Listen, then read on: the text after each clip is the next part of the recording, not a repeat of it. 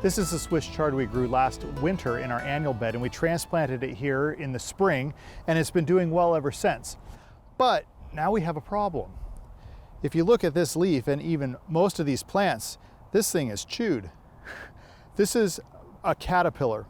I can tell that because if I look down right here, I can see caterpillar droppings. They look like little grenades. And so I know it's a caterpillar.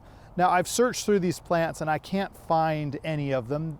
It is likely the imported cabbage worm. They like to hide during the day, so they're hard to find. You can tell that because of the amount of damage that we have here, and also that we have entire stalks that have been cut off. So it's likely the imported cabbage worm, but it could also be the cabbage looper. But either way, the treatment is the same for both of them. All you need to do is spray with some BT or some Bacillus thuringiensis. That's an organic caterpillar-icide. They'll eat that, it'll give them a stomach ache, and they'll die. And then our chard will, after it has grown new leaves, it won't have this damage anymore. We can enjoy it through the winter and into the spring, and maybe we can even get it through next summer as well.